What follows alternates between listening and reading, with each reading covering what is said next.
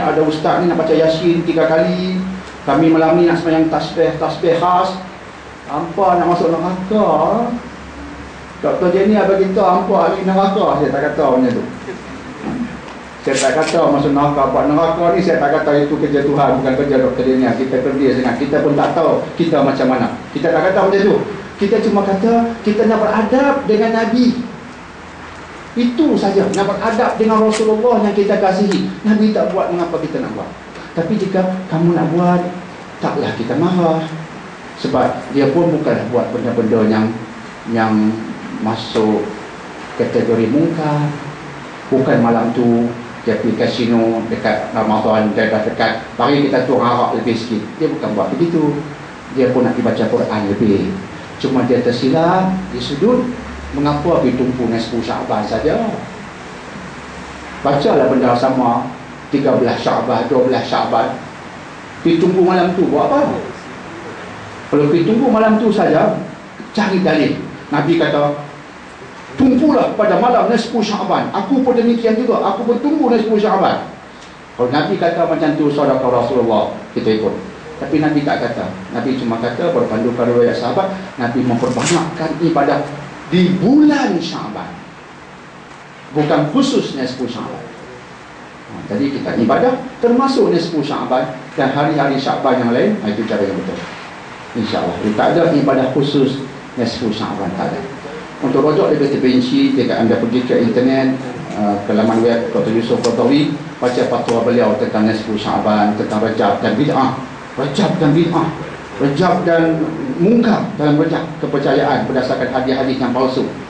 Jika ada kitab Fatwa Mu'asyirat, Fatwa Mu'asyirat Dr. Yusuf Qaradawi, orang bertanya Dr. Yusuf Qaradawi tentang bab-bab yang saya sebutkan tadi, dia berikan dalil lebih detail, fatwa lebih detail tentang mengapa 10 Syaban, doa-doa khas Rajab semuanya adalah bid'ah dan Nabi tak pernah ajar. Dia reka-reka oleh orang kemudian. Baca, insya-Allah, ya. Insya-Allah ada kebaikan di situ, insya-Allah. Saya mempunyai adik yang rajin solat. Sakit macam mana pun dia tetap bersolat semampunya. Saya amat kagum dengannya. Tapi dia malas mengaji Quran. Kalau mengaji pun hanya di bulan puasa saja. Bagaimana kita mau pupuk sifat rajin mengaji dalam diri kita? Adik puan ni, saya jangka puan, bukan seorang di dunia tu. Bukan seorang di dunia. Ramai macam tu. Ramai macam tu. Tapi positifnya dia bagus. Ada lagi satu kumpulan, baca Quran pun tak, sembahyang pun tak. Kurang-kurangnya Masya Allah, adik puan ni bagus di sudut yang wajib beres. Baca Quran kita tak nafikan tidak wajib. Mengaji Quran tidak wajib, sunat. Dia satu zikir yang bagus, tilawatul Quran bagus. Nabi kata, siapa yang membaca Quran di rumahnya, malaikat akan lihat dari langit, rumah itu bersinar seperti anda melihat dari bumi bintang bersinar. Itu kiasan Nabi. Cantik kan? Rangsangan untuk kita. Hadis banyak rangsangan. Kita mengaji di rumah kita, malaikat nak turunkan berkat. Wah, tahu dah, rumah ni selayaknya dapat keberkatan. Sebab apa? Bersinar. Bersinar. Seperti kita di bumi, di waktu malam tengok langit, nampak bintang-bintang bergemelapan. Malaikat tengok ke bumi, dia pun nampak bergemelapan rumah yang dalamnya dihidupkan ibadah, terutamanya mengaji Quran. Dan rumah yang tidak ada dalamnya mengaji Quran, kata Nabi dalam hadis yang lain, rumah itu seperti kubur. Gelap macam kubur. Kubur kan, pergi dalam kubur, orang tak pergi belah malam. Gelap. Gelap. Cabut lari, kucing terjun, kita lari. Macam kubur, gelap. Mereka kata, ni malas ngaji Quran ni. Kau tengok Pokemon, Doraemon lah ni. Ni video game tak habis-habis lah ni. Kan? Dia nak bercahaya, ngaji Quran. Solat kita buat, ngaji Quran.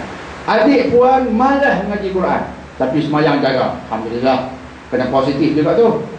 Tak boleh lihat negatif saja. Bagus lah tu. Benda asas dia jaga. Dia bagaimana nak rancakkan amalan mengaji Quran. Bulan puasa dia mengaji. Alhamdulillah. Sudah ada kekuatan. Artinya tahu mengaji. Boleh mengaji tapi tunggu puasa. Ramai macam tu. Tunggu Ramadan, Ramadan tak ada OA, lepas Ramadan tak baca ta'awih. Ramai macam tu. Membudayakan membaca Quran, tunggu puasa. Masuk Syaban cari Quran, tu dia gila. Sebab berdebu setahun tak sentuh. Sapu berasuh siap. Tapi Syaban tahu, jangan lagi. Masuk. Cak Moho dia raja kata, kita teropong tak nampak malam esok. Nampak lusa puasa, malam esok pukul mula. Masuk satu Ramadan, Bismillahirrahmanirrahim, tak ada boleh bermula. Ramai macam tu. Satu segi positif juga sebab dia sunat, tapi rogi sebab siraman Quran ni siraman agung. Dia mendamaikan. Kalau kita faham pula, dia menghidupkan, bukan sekadar mendamaikan. Kedamaian itu jadi macam pohon-pohon yang berkembang. Dia menghidupkan seperti menghidupkan umat sahabat dahulu. Mereka bina empire. Jiwa sudah tenang, jiwa sudah seronok, jalan hidup sudah ada hala tuju. Apalagi nak buat, nak tarik pula orang lain supaya mari berbahagia seperti yang kami dapat daripada Allah ini. Seronok nak orang lain kongsi bersama. Sharing is caring, kata orang kan. Islam dah buat dah begitu. Sharing is caring. Tanda aku sayang padamu sebab itulah aku nak kongsi ilmu Quran ni. Sebab itu nak ajak semua, mari kepada Islam, mari kepada ilmu Islam. Sebab sharing is caring. Sebab it is because I care about you that I share this knowledge with you. Itu konsep Islam. Maka sahabat guna konsep sharing is caring. Dia nak kongsi benda baik. Islam yang baik itu yang aku dapat ini membahagiakan aku nak kongsi sebab aku sayang padamu wahai manusia. Maka dia berkembang. Bermula dengan kekuatan diri, sama dengan Quran. Bila kita baca Quran, kita rasa kekuatan. Ada sesuatu cahaya yang masuk di hati. Ada sesuatu. Tanyalah pada orang yang peluk Islam. Tanya. Semalam saya bertemu dengan seorang dari Jepun, Muhammad Masa. Datang oleh Pulau, telefon dengan kawan dia, nak jumpa juga. Baru masuk Islam, nak bincang. Jumpa. Lebih kurang sejam. Dia dapat ketenangan. Orang yang baru peluk Islam, dia peluk Islam, dia dekat dengan Quran, dia tak lepaskan Quran. Sebab dia rasa lain. Perasaan yang kita tak rasa. Dia dapat sesuatu yang hebat, dia tak mau lepas dah. Padahal doktor dah kata dia tu gila. Duit banyak, pusing dunia. Duduk di Amerika 5 tahun, pergi Thailand. Sampai Thailand, dia ceritalah dia tak tenang, dia ateis, dia tolak Tuhan. Dia ateis. Dia kata dunia ini, aku lihat ramai orang dikawal oleh hantu. Dia tak faham. Dia agama Buddha, hantu penting. Ghost is important in Japan, dia kata. Dia pun terpengaruh dengan budaya hantu. Tok Bomo Jepun penting.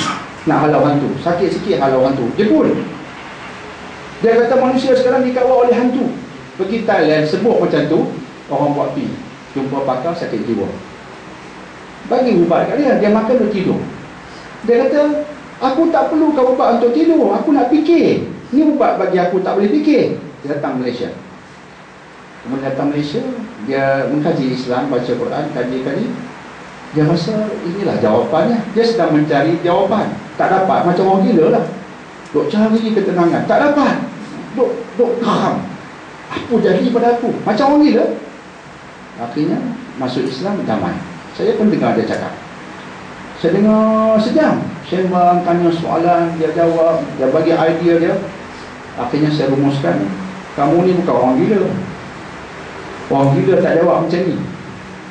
Dia punya jawab cantik. Tapi bila dia jawab, saya kata, you belajar mana ni? Dia kata, saya memang berfikir benda tu lah. Macam dia saya tanya, okey, mengapa you perlu Islam? Dia kata sebab dia mencari. Dan selama ni pun dia dah jahat dah, macam-macam dia buat. Dan dia tak dapat ketenangan. Aku buat benda jahat, seks bebas, terjebak dengan dah tak tenang. Artinya ini bukan sebab ketenangan. Ketenangan bukan di sini. Aku tinggal Amerika. Dia kata ini tempat mengarut, dia kata dia lah. Aku nak cari ketenangan. Dadah bukan ketenangan, wanita bukan ketenangan, arak bukan ketenangan, ini semua pembohongan. Mana ketenangan? Dia cari. Maka dia temui Islam. Dia kata apa? Aku boleh terus tinggal yang tu. Inilah ketenangan.